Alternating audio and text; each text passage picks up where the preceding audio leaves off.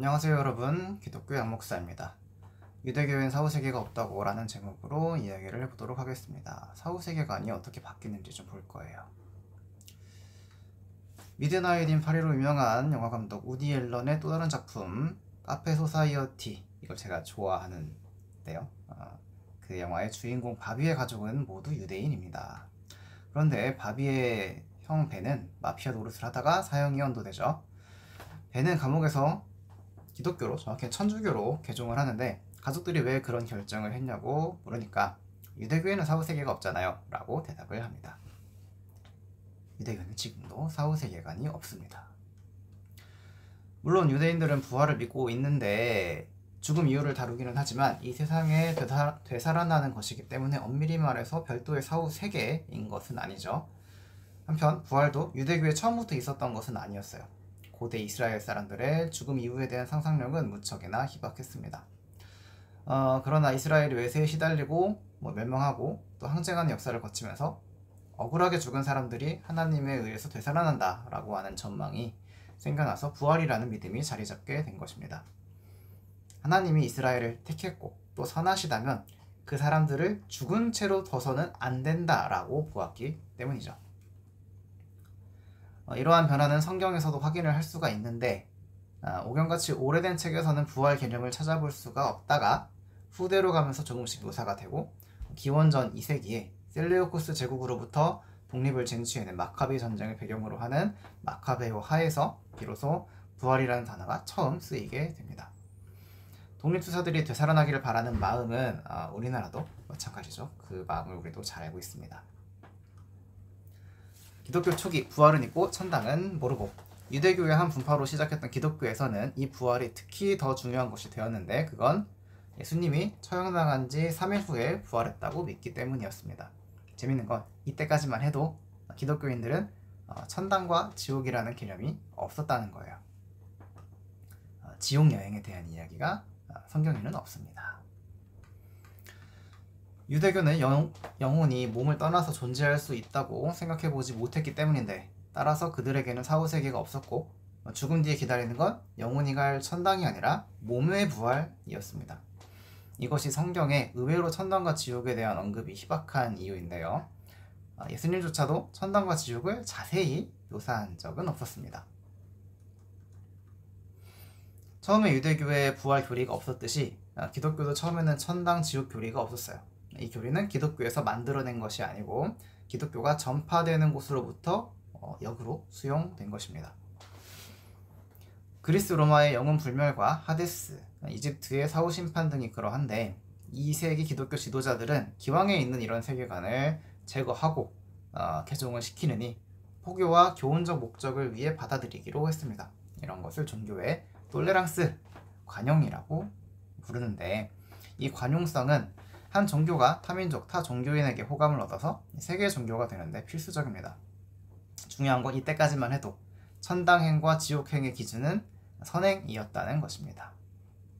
세상이 있는데 하나님 나라로 이제 화해해서 영원한 생명을 누리게 될 거란 말이죠. 그 전까지는 개인의 영혼이 천국이나 지옥으로 가게 된다. 이런 게 기독교 세계관입니다. 천당, 지옥, 흑화, 배타성. 그러나 2세기 후반 3세기가 되면서 이 교리가 이른바 흑화하게 됩니다. 이때 대표주자는 윤리교과서에도 나오는 교부 철학자 어거스틴인데 이렇게 얘기를 했어요. 인간은 태생이 글러먹은 존재여서 살면서 잘못을 한 번도 안 저지를 수가 없다. 근데 재판을 받을 때 생각을 해봐라. 선행이 아무리 많아도 법을 어긴 죄를 없애주는 건 아니지 않냐. 그러니까 개인은 스스로 천당 갈 능력이 없고 오직 죄를 씻는 의식인 세례를 통해서만 천당을 갈 수 있는 거다. 이런 논리를 폈습니다. 물론 반대파에서 아니 그런 게 어딨냐, 선행도 중요하다라고 반박을 했지만 이들은 대결에서 패배했고 이단 정지를 받게 되었습니다. 이때부터 기독교인만 천당에 갈 수 있다라고 하는 내세적 구원론이 완전한 정통이 되었고 기독교는 굉장히 배타적인 종교가 되었습니다.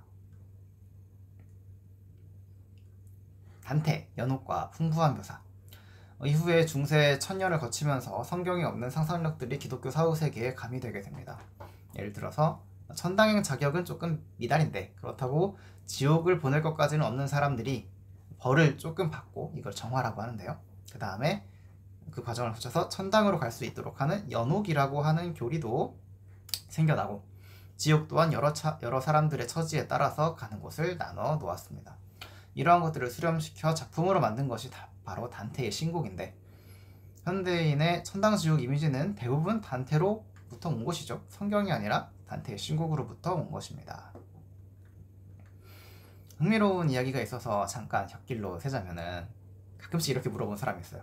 기독교인만 천당에 간다면 뭐 세종대왕이나 이순신 같은 우리나라의 훌륭한 위인들도 지옥에 가 계시냐? 그럼 우리 할아버지는 복음을 믿지 않았는데 지옥 가 계시냐? 라고 이렇게 물어보는 사람이 있습니다. 대왕님과 장군님은 신곡 기준으로는 지옥 1층에 계시는데, 여기는 벌도 안 받고 그렇게 나쁘지 않은 곳입니다. 기독교가 생기기 이전 고대인들과 세례는 안 받아도 선한 사람들이 가는 곳이어서 나름 풀밭도 펼쳐져 있고, 뭐 플라톤, 소크라테스, 키케로, 카이사르, 호메로스도 있으니까 심심하지 않으실 겁니다. 어쩌면 뭐 고대 역사 사상 마니아들은 지옥 1층행 일부러 고려해 볼 수도 있겠죠. 한편 독실한 기독교 신자인 분들도 비신자 가족 때문에 너무 걱정하지 않아도 될 것입니다. 근현대 사후세계 스펙트럼, 종교개혁 이후에 여러 개신교들이 가톨릭에서 독립을 했는데, 이들은 성경을 넘어선 상상력에 그다지 호의적이지 않았어요. 연옥은 교리에서 빼기로 하는 등 천당 지옥 교리는 좀 더 단순해졌습니다. 그러나 배타성은 여전해가지고 기독교 외에는 모두 불지옥행 이렇게 봤고요. 차라리 단테가 너그러웠다라고 생각을 합니다. 이는 제국주의적인 세계 선교의 원천이 되기도 했습니다. 이때 선교사들은 진심으로 자기들이 지옥 갈 운명의 사람들을 이렇게 구한다고 믿었습니다. 그러나 현대가 되면서 그런 배타적인 태도가 영 좋지 않다는 걸 깨닫게 된 사람들이 생겨났죠. 지성의 발달이 다양성과 존중의 시대를 낳게 되었습니다. 이에 따라 타종교와 비종교인과 또 화합하고 협력하는 종교가 또 호감을 사고 신뢰를 얻게 되었죠. 예를 들어서 가톨릭은 중세적인 교리를 여전히 보존하고 있으면서도 실천 면에서는 굉장히 관용적입니다. 또 진보적 입장의 한국 기독교 장로회, 우리 교단이죠. 우리 기장 같은 경우에는 통 크게 아예 교리헌법에서 천당 지옥 교리를 생략했어요. 그래서 이 교리에 천당이나 지옥이라는 말이 나오지 않습니다. 없다는 게 아니고 개인이 믿는 건 자유인데, 이걸 일부러 가르치는 건 오히려 합리성이나 매력을 좀 떨어뜨릴 수 있는 게 아니냐, 이렇게 판단한 것으로 보입니다. 그래서 현대에는 지금까지 살펴본 변천사의 각 입장이 동시에 존재합니다. 일종의 스펙트럼 같죠? 첫 번째는 천당 지옥이 분명히 존재하고 기독교인만 천당에 갈 수 있다, 이런 입장이 있고, 천당 지옥이 있긴 하지만 그 기준은 종교가 아니라 선한 삶이다, 이런 게 있고, 천당 지옥은 기독교의 본질적인 교리는 아니라고 보지만 부활과 심판 같은 정의 구현은 반드시 필요하다, 이런 입장도 있습니다. 어떻게 믿든 개인의 자유입니다. 하지만 배타적 공격적인 입장은 자신에게도 다른 이에게도 해로운 것으로 보입니다. 개종 강요, 차별, 언어 폭력, 때로는 물리적인 테러와 전쟁을 야기하기 때문입니다. 사후 세계관을 우리와 그들을 나누는 기준으로 삼는 것은 적절하지 못합니다.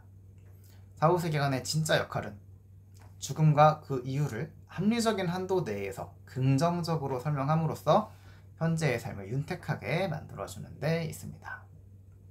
네, 이번 영상은 여기까지입니다. 평화를 빕니다.